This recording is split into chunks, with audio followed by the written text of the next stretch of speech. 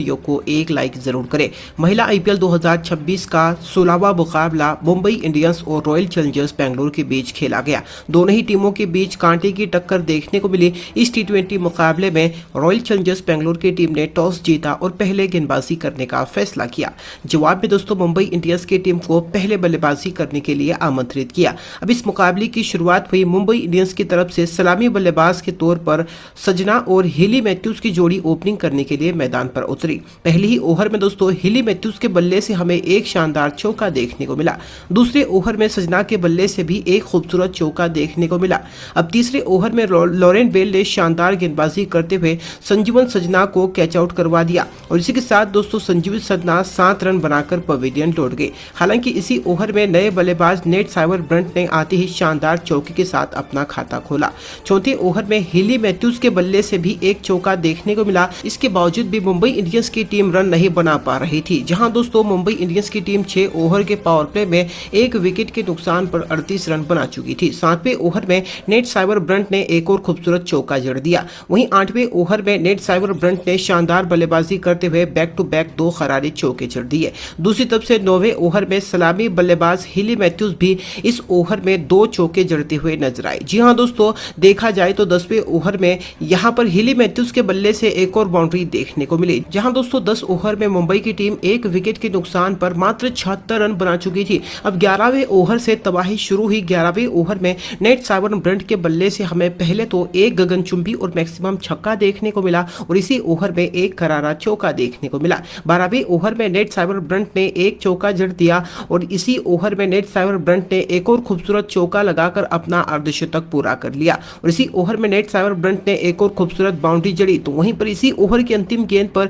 Hayley Matthews के बल्ले से भी हमें शानदार चौका देखने को मिला और इस ओवर पे मुंबई की टीम ने कुल 18 रन बटोर लिए। 13वें ओवर में नेट साइवर ब्रंट ने शानदार बल्लेबाजी करते हुए एक बार फिर से अपने बल्ले से आग उगली और इस ओवर में चौकों की हैट्रिक लगा दी। यानी कि नेट साइवर ब्रंट ने बैक टू बैक लगातार 3 चौके जड़ दिए और ओवर में एक बार फिर से 16 रन बटोर लिए। लेकिन अब 14वें ओवर में हेली मैथ्यूज ने भी एक करारा चौका लगाकर अपना अर्धशतक पूरा कर लिया। इसी ओवर में हेली मैथ्यूज के बल्ले से एक और चौका देखने को मिला और नेट साइवर ब्रंट तो अपने बल्ले से अब आग उगलते हुए नजर आ रही थी। जहां दोस्तों 15वें ओवर में हेली मैथ्यूज ने एक और चौका जड़ दिया। लेकिन इसी ओवर में लॉरेन बेल ने शानदार गेंदबाजी करते हुए हेली मैथ्यूज को क्लीन बोल्ड कर दिया। इसी के साथ दोस्तों हेली मैथ्यूज 56 रनों की शानदार और तूफानी पारी खेलकर पवेलियन लौट गई। 15 ओवर में मुंबई की टीम 2 विकेट के नुकसान पर 150 रन।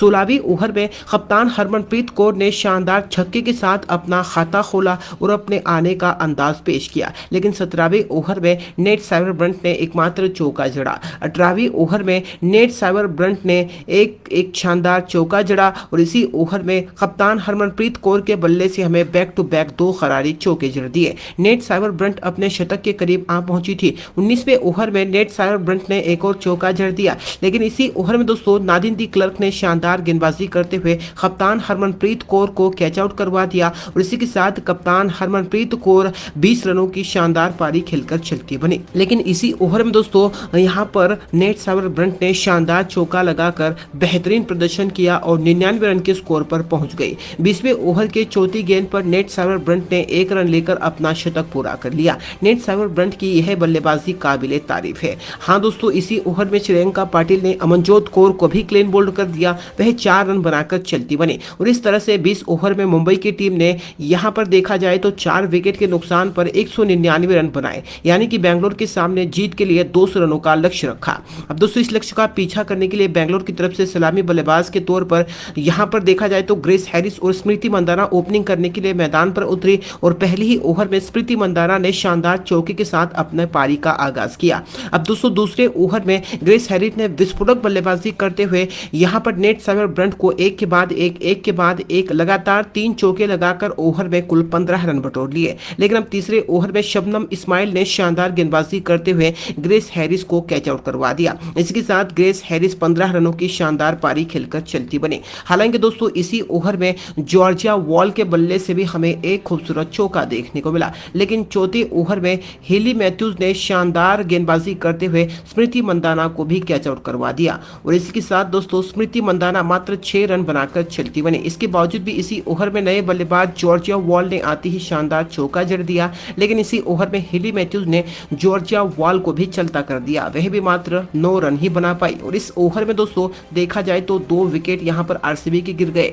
वहीं दोस्तों 5वें ओवर में शबनम इस्माइल ने शानदार गेंदबाजी करते हुए गौतमी नाइक को क्लीन बोल्ड कर दिया। इसके साथ गौतमी नाइक 1 रन बनाकर चलती बने। देखा जाए दोस्तों इसी ओवर में नए बल्लेबाज ऋचा घोष ने आते ही शानदार चौकी के साथ अपना खाता खोला। छठे ओवर में हेली मैथ्यूज के बल्ले से भी हमें शानदार गेंदबाजी देखने को मिली और हेली मैथ्यूज ने शानदार गेंदबाजी करते हुए राधा यादव को कैच आउट करवा दिया। इसी के साथ दोस्तों राधा यादव भी बिना खाता खोले ही पवेलियन लौट गए। इसी ओवर में नादिन दी क्लर्क ने शानदार चौका जड़ दिया, लेकिन दोस्तों 6 ओवर में बेंगलुरु की टीम 5 विकेट के नुकसान पर 40 रन बना चुकी थी। जी हां दोस्तों, देखा जाए तो काफी रन कम थे, जहां 7वें ओवर में नादिन दी क्लर्क ने एक और चौका जड़ दिया। वहीं 8वें ओवर में ऋचा घोष ने भी शानदार चौका जड़ दिया। 9वें ओवर में नादिन दी क्लर्क के बल्ले से हमें एक मैक्सिमम छक्का देखने को मिला, लेकिन 10वें ओवर में अमिला ने किफायती ओवर फेंका। 10 ओवर में आरसीबी की टीम 5 विकेट के नुकसान पर 70 रन बना चुकी थी,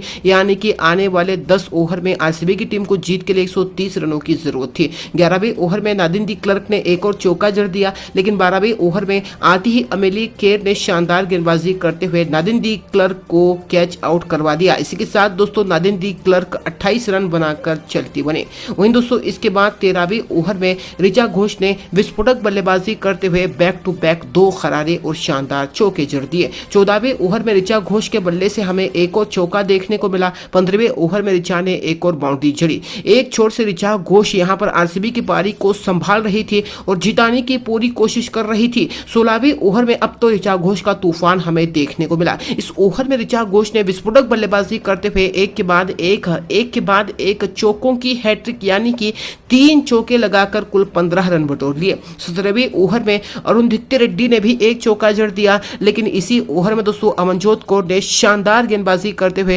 अरुंधति रेड्डी को कॉट एंड बोल्ड कर दिया। वह भी 14 रन बनाकर चलती बनी। इसी ओवर में अमनजोत कौर ने दोस्तों नए बल्लेबाज साइली साटगरे को भी क्लीन बोल्ड कर दिया और वह भी बिना खाता खोले ही पवेलियन लौट गए।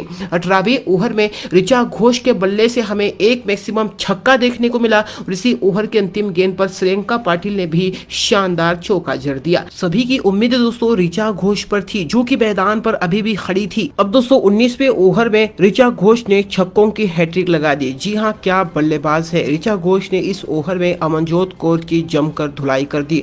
पहली 3 गेंदों पर ऋचा घोष ने एक के बाद एक, यानी कि बैक टू बैक लगातार 3 छक्के जड़ दिए। जी हां, तूफान मचाकर ऋचा घोष ने रख दिया। इसी ओवर में दोस्तों श्रेयंका पाटिल के बल्ले से भी हमें एक खूबसूरत बाउंड्री देखने को मिली और ओवर की अंतिम गेंद पर श्रेयंका पाटिल ने एक और खूबसूरत चौका लगाकर इस ओवर में दोस्तों आरसीबी की टीम ने कुल 27 रन बटोर लिए। अब दोस्तों बेंगलुरु की टीम को जीत के लिए आखिरी के 6 गेंदों में 32 रनों की जरूरत थी और स्ट्राइक पर खड़ी थी विस्फोटक बल्लेबाज ऋचा घोष। अब दोस्तों 20वें ओवर में ऋचा घोष ने अपने बल्ले से तबाही मचा दी। पहली गेंद पर ऋचा घोष के बल्ले से एक शानदार चौका देखने को मिला, लेकिन दूसरी गेंद पर ऋचा घोष ने कोई रन नहीं लिया, यानी कि अब 4 गेंदों में चाहिए थे 32 रन। तीसरी गेंद पर ऋचा घोष के बल्ले से हमें एक गगनचुंबी छक्का देखने को मिला, तो वहीं पर चौथी गेंद पर भी ऋचा घोष ने एक और मैक्सिमम छक्का जड़ दिया। ऋचा घोष अपने बल्ले से आग उगल रही थी, लेकिन इसके बावजूद दोस्तों इस ओवर में आरसीबी की टीम ने 16 रन बना लिए थे